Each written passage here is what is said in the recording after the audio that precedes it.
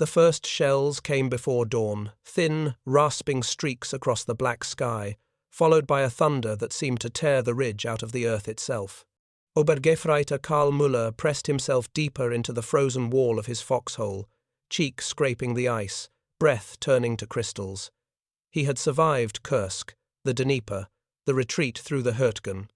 He trusted the earth. The earth had always been faithful. If you dug deep enough, curled your body tight enough, prayed hard enough, steel and fire would pass over you. But on the morning of December 17th, 1944, the sky over Elsenborn Ridge changed the rules of survival. Karl felt the concussion before he heard the burst. A brutal, spherical compression of air slammed into his chest, impossible, unnatural because the shell had not struck the ground. It had exploded above him, floating like an invisible executioner directly over his position. He clutched his ears as splinters rained downward in a vertical torrent, slicing through branches, winter coats, and the desperate illusion of cover. Sie finden uns überall, even in the holes. Someone screamed from a neighbouring position, a scream that cut off with a wet, abrupt finality. For generations of infantrymen, the foxhole had been a covenant: dig and you shall live. But by the third day of the German Ardennes Offensive, that covenant was shattered by a technological phantom the Wehrmacht had no name for. Soldiers whispered that the Americans had perfected some new timing device, some unnatural magic that made shells detonate wherever men were hiding. Officers dismissed it as nerves. Veterans called it impossible. And yet the sky kept ripping open, always above, never in front. The truth was more devastating than rumour. The Allies had unlocked the proximity-fuzed, the VT fuse, the first mass-produced battlefield sensor. It judged distance. It adapted in real time to terrain. It turned the umbrella of earth and timber every trench, every firing slit, every dugout into a killing box. On Elsenborn Ridge, this technology did not merely support the defenders. It redefined the mathematics of survival. U.S. artillery units, sitting behind the ridgeline in well-coordinated fire nets, showered the attacking German battalions with airbursts so dense and so precisely tuned that nearly 60% of all German casualties in the sector came from VT fuse fire alone. 60% from one technological change. It was not terrain that held the ridge, not tanks, not even the stubborn courage of the defenders. It was a transformation of warfare, the moment when firepower ceased to be linear and became intelligent. But to understand why the proximity fuse mattered, we must first understand the battlefield it reshaped. Elsenborn Ridge was not a towering geological fortress. It was a cold, wind-bitten spine of land, forested, uneven, unimpressive to the eye. Yet strategically, it was the hinge point of the northern shoulder of Hitler's last offensive in the west. If the Germans broke through here, they gained the paved roads, the logistical arteries, the routes the 6th Panzer Army needed to reach the Meuse. They needed speed. Surprise. Momentum. Instead, they found a ridge that refused to die. The Germans attacked in dense formations, forced by narrow forest corridors and poor visibility. Their armour could not manoeuvre. Their infantry had to advance in columns, bunching instinctively whenever the terrain constricted. These were the very patterns, tight formations, reduced mobility, degraded spotting that the VT fuse exploited with surgical cruelty. Where traditional artillery required a perfect ground impact to kill, the proximity fuse needed only air. It sensed its distance from the earth, from trees, from the bodies of soldiers. It waited until it hovered above human height, then released a downward storm of shrapnel optimized to murder men in trenches. Every principle of defensive warfare changed instantly. Foxholes no longer guaranteed protection. They became traps that concentrated the lethal cone of metal. Artillery no longer had to guess fusing for each slope and tree line. It simply fired, confident that the sensor would choose the deadliest moment to burst. German companies that had survived years of attrition in Russia were shredded in minutes. And yet, in the chaos and disbelief, rumours spread among the German ranks. The Americans are using radar inside their shells. The sky knows where we are. There is no place to hide. At Elsenborn Ridge, fear was not merely emotional, it was logical. For the first time in the war, artillery behaved like a hunter, and the Germans, trapped by terrain and by their own offensive timetable, were the hunted. This is the moment we must dissect, not only to understand how a ridge held against one of the most elite armoured armies of the Third Reich, but how a single fuse altered the psychology, the tactics, and ultimately the strategic calculus of the entire Ardennes Offensive. Because on that ridge, the future of artillery arrived suddenly, and it arrived in the form of invisible detonations floating above terrified men who thought they were safe. At 5:30 on December 17th, 1944, the 1st Battalions of the 277th Volksgrenadier Division stepped out of the tree line east of the twin villages. The men carried the exhaustion of a dying war on their shoulders, threadbare gloves, ammunition pouches patched with wire, rifles whose bolts froze if breathed on too heavily. Yet that morning, they believed destiny had returned to their side. Hitler had promised that the northern thrust of the Ardennes Offensive would break the American lines like rotten wood. The elite 6th Panzer Army would erupt through the breach, sweep across Belgium, and reclaim Antwerp, splitting the Allied front, and perhaps forcing a negotiated peace. Momentum Bewegungskrieg was everything. The German infantry had one task: open the corridor. What they did not know was that the U.S. First Army, though battered and stretched thin, had quietly fortified Elsenborn Ridge into a defensive crucible. Behind every snow-laced tree line, the Americans had mapped artillery target zones with mathematical precision. Every ravine had a pre-registered grid. Every approach route was already in the firing tables of the 155 mm long Tom, batteries positioned miles to the rear. But even this meticulous preparation could not have stopped the Germans by itself. What changed the equation was the weapon the Germans had never encountered, the VT Fuze, a tiny metal brain wrapped in bakelite and steel, capable of perceiving its environment. As the 1st Volksgrenadiers advanced toward the ridge, they moved in the practiced formations of veterans, staggered columns, squads bounding through the trees, machine gun crews seeking flanking fire points. Their foxholes from the previous night were deep and narrow, dug with the understanding that American artillery fuses were predictable delayed bursts, point impacts, occasional timed airbursts that rarely detonated at the intended height. At Elsenborn, these assumptions were fatally outdated. The opening bombardment that greeted the German formations followed a familiar rhythm-whistling approach, the deep-throated thud of impact. But within minutes, the character of the fire changed. Shells began to bloom mid-air, forming halos of fire that rippled across the snow. Instead of distant explosions radiating outward, the Volksgrenadiers were struck from above, as if the heavens had turned to shrapnel.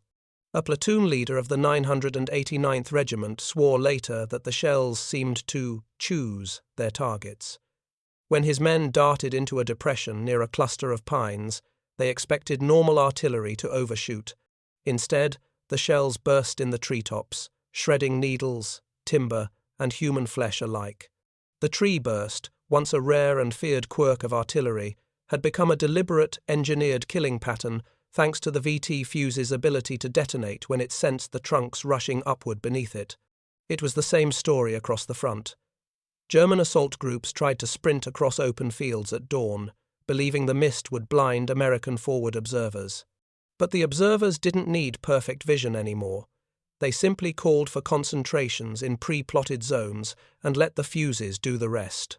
As shells fell, the fuse sensed the rising density of bodies below rifles, helmets, even the conductive signature of snow-packed uniforms, and triggered the burst at optimal height. The physics were unforgiving. A ground burst concentrates its force horizontally. Airbursts rain fragments in a full 360-degree sphere. What survived above ground died in foxholes. What hid in ditches was struck by downward showers of steel. The deeper a man dug, the more lethal the umbrella above him became. Veteran NCOs, recognizing the shift, shouted for their men to spread out, but spreading out required visibility, and the Ardennes forest was a labyrinth. Terrain funneled units into predictable avenues. American planners had studied those avenues for months. The Germans advanced anyway, driven by pressure from headquarters demanding rapid movement. Every hour of delay weakened the larger offensive. Every delay made the dream of Antwerp recede further over the winter horizon. But the ridge would not yield. As the morning wore on, the German infantry found that their own discipline worked against them. Years of training had taught them to fall back into cover when artillery fire intensified. It was instinct deep, almost primal. Yet here, the moment men dove for their foxholes, they sealed their fate. VT-fused shells detonated just above the lip of each hole, sending metal straight downward in a concentrated cone. A survivor from the 12th Volksgrenadier Division described the panic that rippled down the line. "We stopped trusting the ground," he said. "We stopped trusting everything." Even the American infantry watching from their positions felt a grim awe. They had seen artillery do terrible things before: shrapnel that tore limbs, concussions that ruptured lungs, but this was different. This was geometry weaponized. This was mathematics killing men. Behind them, the U.S. artillery crews worked with machine-like rhythm. Powder bags were stacked like bread loaves. Fuses were screwed onto shells with the speed of well-practiced ritual. The VT Fuze, though delicate in its electronics, was rugged on the field. It survived rough handling, it behaved consistently in freezing temperatures, and it allowed gun batteries to achieve what observers called curtains of death, zones where no German unit could cross without dissolving. The German assault groups attempted to adapt. Some charged forward in small rushes, abandoning their foxholes altogether. Others dragged fallen timber overhead as makeshift protection. None of it mattered. The Fuze did not care about timber. The Fuze cared about altitude. If it sensed empty air beneath it, it waited. If it sensed density, it burst. By mid-morning, company commanders realized they were no longer fighting the American infantry. They were fighting the American guns, and losing catastrophically. The 150mm Nebelwerfer rockets that the Germans fired in reply were powerful but imprecise. The Americans remained dug in on higher ground, shielded by the very earth that had betrayed the German infantry. Their foxholes were deep enough and well covered enough to mitigate normal German fire. Their coordination with artillery via telephone lines, radios, and even prearranged signal flares was fluid, immediate, mathematical. Elsenborn Ridge became a physics experiment in the brutality of modern war.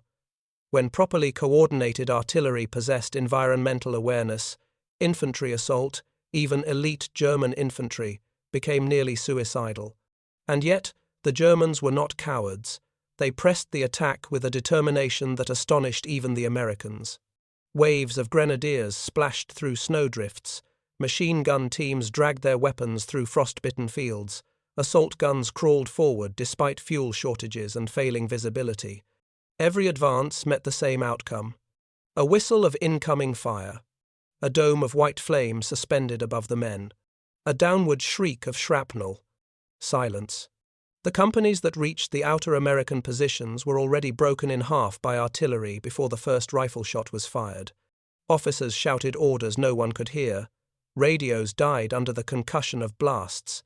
Unit cohesion dissolved into small pockets of survivors crawling between craters. Some German commanders later recalled that they considered withdrawing even before noon.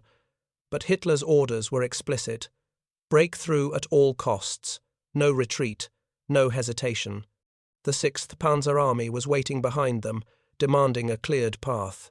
Thus, the Volksgrenadiers pressed forward again, knowing the ground itself had turned hostile, knowing the Americans possessed a weapon they did not understand, and knowing that every foxhole, every depression, every trench in the forest might now be the most lethal place to be. On that morning, the German infantry realized something profound, something that would rewrite the battlefield calculus of the Second World War. They were no longer fighting merely men. They were fighting an idea, a technological leap that turned the air into a weaponized geometry of death. And on Elsenborn Ridge, that idea held the line. By the afternoon of December 17th, the German commanders facing Elsenborn Ridge knew something was wrong, but they could not yet articulate what was wrong. They saw battalion after battalion shredded by American fire, but the pattern defied their doctrine, their training, even their understanding of physics. Artillery should have punished advancing troops, but it should not have annihilated them. Not like this. Not with the brutal, almost clinical efficiency they were witnessing across the ridge. To understand the catastrophe unfolding on the German side, we must examine what was happening behind the American lines, because the true power of the VT Fuze was not merely the sensor itself, but the system it activated. For decades, artillery was a tool that required compromise. Timed fuses demanded precise calculations. Impact fuses demanded predictable terrain. Airbursts were often inaccurate, unreliable, or dangerously dependent on weather. Even the best Allied gunners acknowledged that much of their fire landed slightly off, wasted in trees, or buried in snow before detonating. The proximity fuse swept away these uncertainties. Inside each VT shell was a miniature, ruggedized radio transmitter. As the shell approached the ground or any dense object, it emitted waves that bounced back to the internal receiver. When the reflected signal grew strong enough, the fuse concluded it was nearing a solid surface and detonated automatically at the most lethal altitude, roughly 20 to 30 feet above ground, the exact height at which shrapnel cascades downward with maximum effect. This simple innovation transformed artillery from an approximate threat into an omnipresent predator. On Elsenborn Ridge, American artillerymen understood how revolutionary this was. They didn't need to adjust timing settings for snowpack, treetops, or uneven terrain. They didn't need to gamble on whether a shell would hit a branch, a stump, or a frozen ridge. The fuse did the thinking for them. As German formations moved into pre-targeted zones, U.S. fire direction centers merely issued coordinates, nothing more. The rest happened automatically. Shells screamed upward, arced invisibly through clouds, and then, upon sensing the density of bodies below, burst precisely where they would inflict the greatest casualties. This mechanization of lethality meant that American artillery could sustain a pace of fire that was previously impossible. Within the 2nd and 99th Infantry Division's sectors, gun crews operated like synchronized machine assemblies. One crew captain later recalled that it felt as if the guns themselves were fighting the battle, with the men serving only to keep the machinery fed. Powder bags were lined up in perfect rows. Shells with VT fuses were segregated in crates stenciled with a new classification. Crew members rotated positions to avoid exhaustion, yet the fire never stopped, not even for a moment. The Germans noticed this relentlessness immediately. In previous battles, artillery came in waves: bombard, pause, readjust, bombard again. There was rhythm to it, a cadence soldiers could predict and exploit. They would rush forward in the gaps, or use lulls to evacuate wounded and reorganize. At Elsenborn Ridge, there were no lulls, not real ones. Whenever a German unit attempted to mass for an attack, artillery fell. Whenever they attempted to regroup after being blasted apart, artillery fell again. Even when they attempted to retreat from a killing zone, VT-fused fire chased them in retreat, adjusting instantly as their formations collapsed into chaotic clusters of survivors. This is what made the proximity fuse more than a technological innovation, it was a doctrinal revolution. Artillery was no longer merely supporting the infantry. On the ridge, the infantry became the supporting arm of the artillery. American soldiers understood this shift instinctively. Machine gun crews, riflemen, and bazooka teams focused on stopping armored thrusts and eliminating isolated penetrations. But the real mass casualty weapon on the field, the force that broke the will and the bodies of the German infantry, was always the artillery. German unit diaries paint a picture of helplessness. One Volksgrenadier lieutenant wrote that he felt like a beetle on white cloth with a magnifying glass held above it. His men could not hide. They could not reorganize. They could not predict where the next burst would land. The moment they thought they had found a safe depression in the ground, the next salvo detonated directly above it. This unpredictability broke morale as surely as it broke bones. The Germans tried countermeasures. They attempted dispersed formations, fire still found them. They attempted to attack at night. American radar-assisted counter-battery fire hunted them. They attempted to occupy abandoned American foxholes, only to discover that the same cover which protected the Americans on high ground became death traps for attackers on the slopes. But the decisive advantage came from something more profound than a better fuse: information. American artillery fire control networks were among the most advanced in the world by late 1944. Forward observers on the ridge had radio links, wire lines, flare codes, and prearranged grids that allowed them to summon fire missions within seconds. A platoon under attack did not have to wait for a chain of messages to crawl its way back. A single call went straight to the battalion fire direction center, where officers could issue corrections in real time. The VT Fuze amplified this system to terrifying effect. If an American observer saw a German platoon emerge from the tree line, he didn't need to estimate their speed or predict their path. He simply marked the grid square, and the VT shells took care of the rest. If he saw Germans moving through a ravine, he didn't need to calculate the height of the surrounding slopes. The Fuze would compensate for it. If he observed German infantry racing across a field, he didn't need to adjust for wind drift or snow illumination. He knew the shells would burst above them regardless. This automation of lethality created a new kind of battlefield environment, one in which the artillery's intelligence compensated for every environmental complexity. The Germans were slow to grasp this. Their training and doctrine assumed that artillery was dangerous only when observed. If they killed American forward observers, the bombardment would weaken. But on Elsenborn Ridge, this was not true. The Americans had redundant observation posts. They had pre-sighted kill zones. They had aerial reconnaissance reports. They had communication nets so resilient that even when lines were cut, backup systems kept the fire flowing. The German assumption that artillery cannot aim without eyes collapsed in the dense Ardennes forest, where the Americans had dozens of eyes.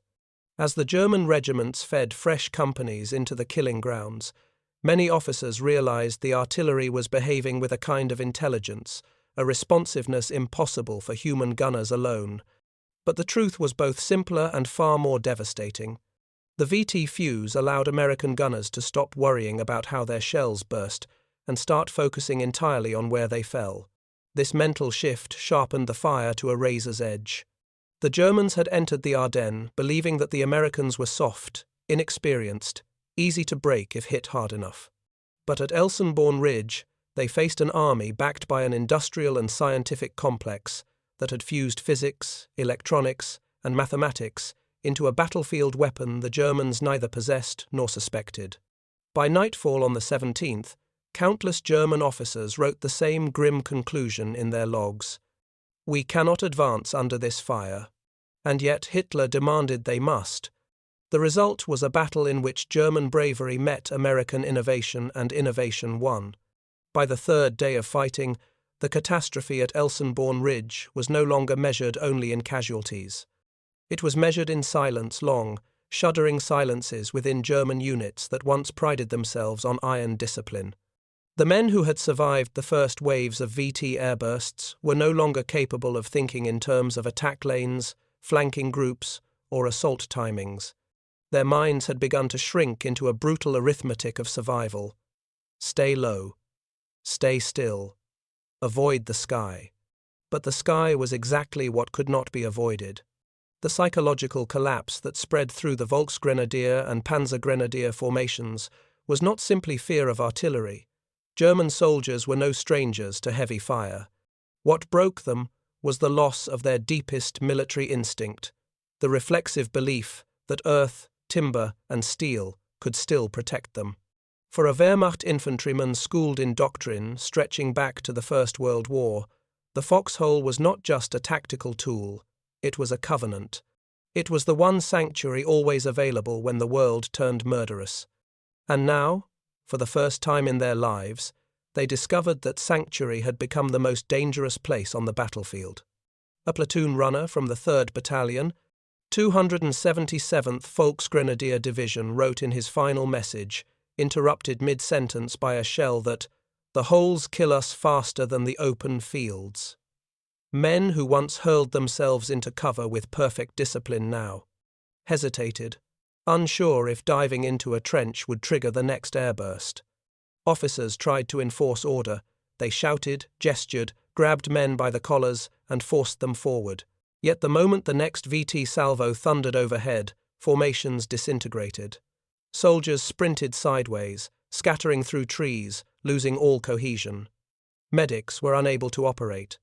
Radio teams lost their nerve. Mortar detachments abandoned their tubes after the third or fourth attempt to set up a firing position ended with an airburst bursting above them like a hanging blade. This breakdown was predictable not because the men lacked courage, but because their doctrine had been turned inside out. German infantry tactics in 1944 rested on three pillars. 1. Local maneuver squads maneuvered with speed and initiative. 2. Aggressive use of cover trees, hollows, and foxholes were lifelines. 3. Short, violent assaults built on shock, speed, and fragmentation of enemy lines. At Elsenborn Ridge, each of these pillars was shattered. When squads attempted to maneuver through woods, VT shells detonated in the canopy, forcing men to flatten into the snow. When they sought cover, they discovered that the downward cone of shrapnel was designed to kill the crouching survivor. When officers demanded rapid assaults, their men could not mass long enough to even begin the advance. The moment 20 or 30 soldiers gathered in a staging area, artillery fell upon them as though directed by an invisible hand. This induced what psychologists today call learned helplessness, a condition in which individuals conclude that no action can change their fate. A sergeant might shout for his group to charge a machine gun nest, but when the men believed they would be cut down before they even left the tree line, orders dissolved into numbness. This helplessness was magnified by the weather. Temperatures dropped below freezing. Snow muffled footsteps but also erased cover. The white terrain revealed bodies, many of them lying in oddly symmetric positions, arms thrown outward, as if they had been caught mid-motion by an unseen force.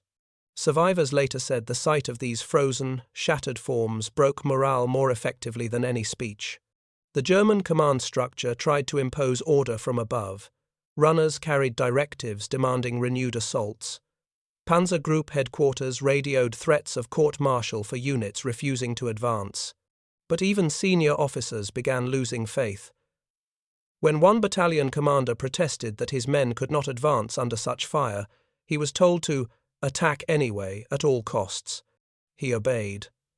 The battalion ceased to exist within 90 minutes.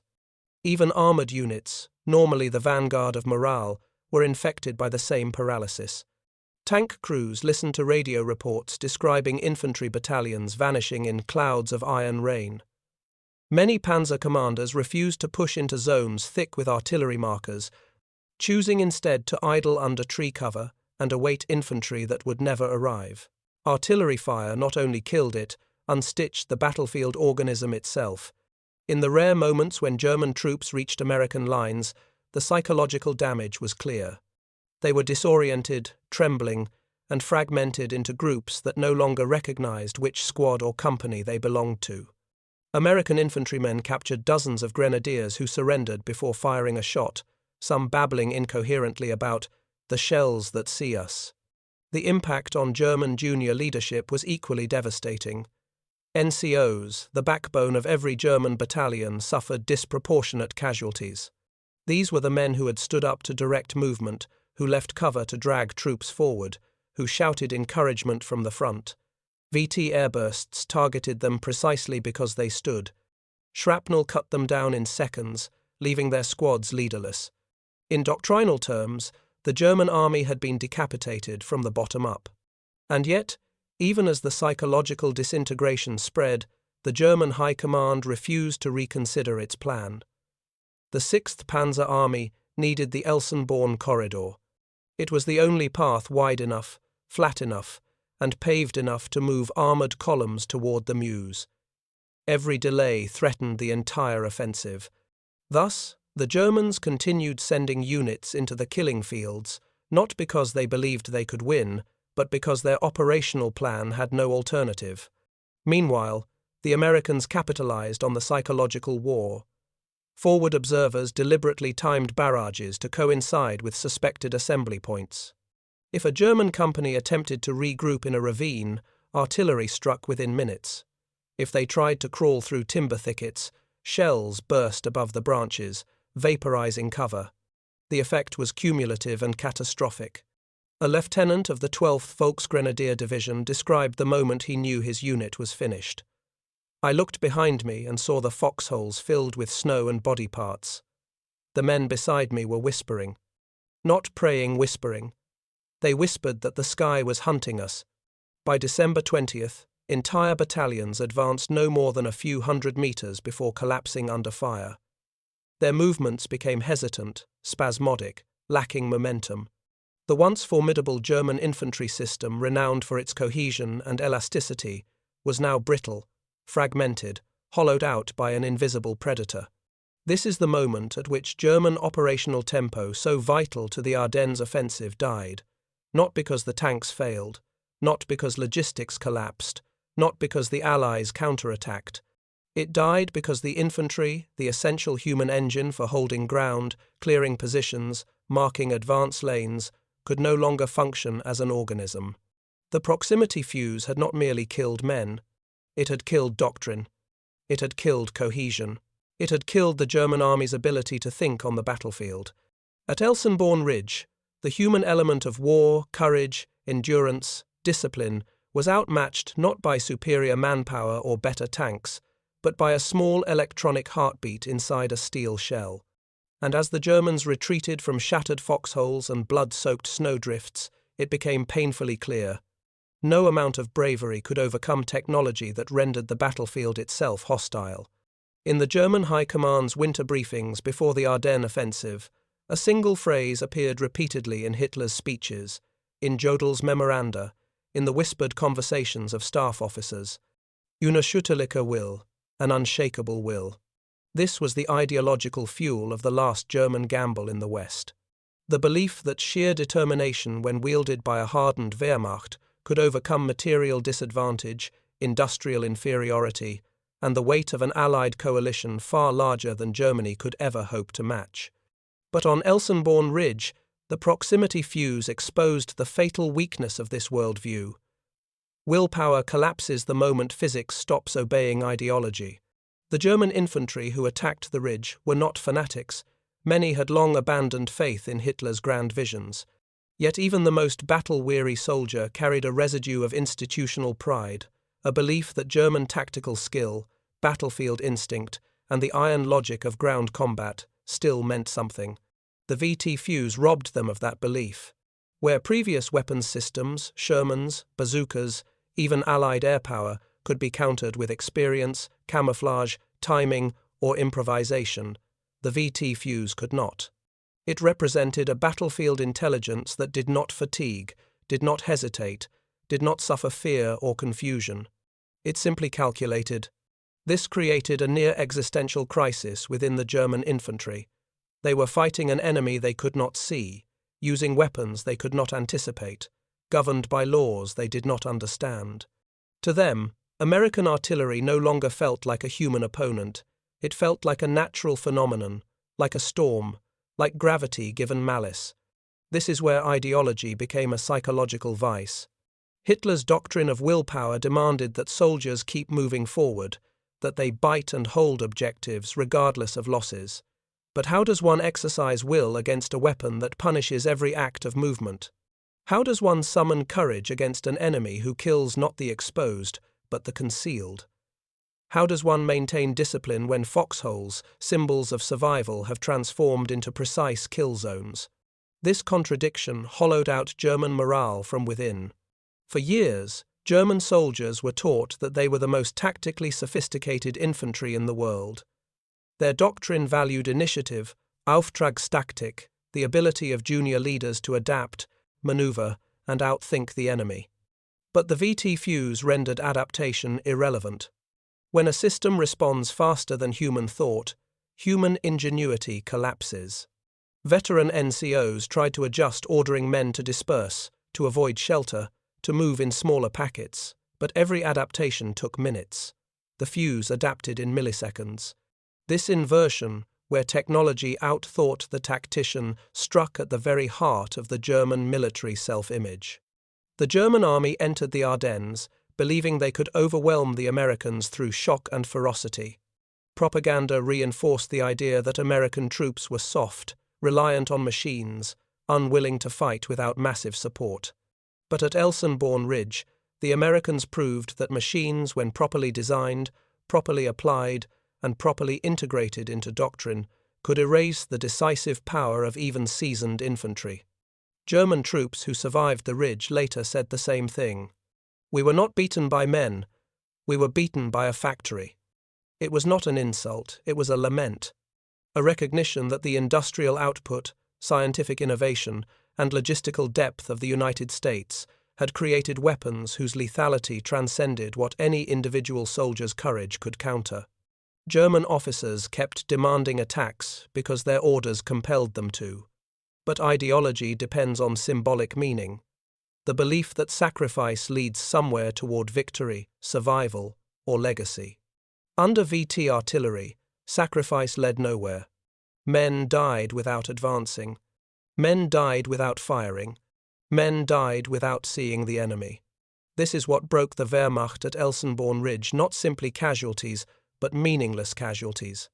The German soldier had endured terrible losses before, but those losses were tied to tactical returns, a captured trench, a broken enemy line, a successful ambush. Here, losses produced nothing. The ridge did not move. The Americans did not waver. The artillery did not slow. The psychology of warfare cannot survive such futility. The German command structure, once famed for flexibility, fell into paralysis. Staff officers drafting attack orders knew those orders would lead to slaughter. Junior leaders attempting to carry out those orders watched their units evaporate mid-stride. Wounded men crawled back, describing shells that followed them, bursts that timed themselves to footsteps. No ideology can survive that perception. When the enemy seems omniscient, obedience dissolves. By December 21st, even the most loyal German officers understood the truth. Elsenborn Ridge was not being held by American heroism alone. It was being held by a technological leap that Germany had no counter to, no answer for, and no time to match. This realization, the collapse of ideological certainty, echoed through every surviving regiment. Soldiers who once believed in their army's tactical supremacy now believed only in inevitability, not fate, not destiny. Inevitability. The inevitability of shells that detonated with inhuman precision. The inevitability of attacks that would fail before they began. The inevitability of death in holes that once promised life. This is where the psychological dimension of Elsenborn Ridge becomes clear. The VT Fuze did not just kill German soldiers, it killed the belief that they could still shape their own fate. And once that belief died, the battle was lost long before the final attack order was ever issued. When the final German assaults against Elsenborn Ridge collapsed in late December 1944, the snow-covered slopes were scarred by blast craters, shattered timber, and the frozen silhouettes of men who had fought with desperation but died under a sky that no longer obeyed the old rules. The ridge remained in American hands not because its defenders outnumbered their attackers, not because the terrain itself was impregnable, and not because the German army lacked courage. It held because a new form of warfare had quietly come of age. The proximity fuse, just a few ounces of circuitry buried inside a steel shell, had altered the fundamental geometry of battle. It turned the air into a weapon, trenches into death traps, and cover into a liability. It denied the German infantry their most ancient ally, the earth. And in doing so, it fractured the offensive spirit that the Ardennes operation depended upon.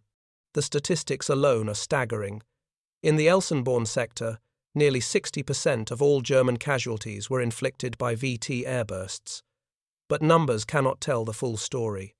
The true legacy of the Fuze was psychological and strategic, a reshaping of what armies could expect from artillery.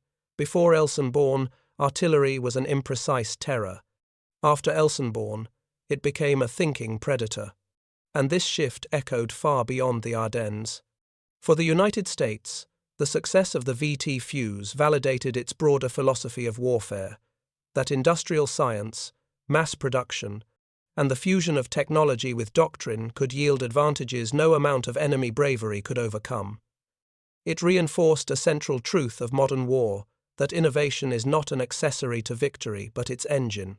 For Germany, Elsenborn Ridge became a grim symbol of the widening chasm between a nation running out of resources and a nation whose factories and laboratories were hitting full stride. The Wehrmacht would continue fighting for months, but the battle revealed the structural impossibility of German victory in the West. When an army cannot defend itself against its opponent's artillery, it cannot maneuver, cannot mass, cannot break through, no matter how tactically skilled or ideologically determined it may be. The legacy extended into the post-war world as well. Artillery doctrines worldwide absorbed the lesson that Fuze's small, intricate, seemingly invisible pieces of technology could transform battlefield lethality more profoundly than any new gun or explosive charge. Airburst technology evolved, sensors grew more precise, and future armies approached ground combat with a new understanding. The battlefield is not defined by what the soldier sees, but by what sees the soldier. This philosophical shift, born in the freezing forests of Elsenborn Ridge, reshaped the Cold War, guided NATO doctrine, and eventually influenced the era of smart weapons, precision-guided munitions, and integrated fire networks.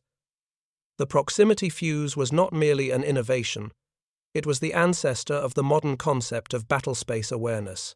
Yet the most human part of its legacy remains tied to the men who lived and died under it. American gunners who watched the sky blossom with white fire spoke afterward with a mixture of pride and sobriety. They knew they had performed their duty with devastating effectiveness. They also knew that the men caught beneath those lethal halos were soldiers much like themselves, cold, frightened, hoping only to survive the next minute. German survivors, for their part, carried the trauma of Elsenborn for the rest of their lives. Many never understood what killed their comrades. Others learned the truth only years later, reading post-war analyses that explained the magic shells they once believed were guided by some unseen force. In that sense, the Fuze's final legacy is paradoxical.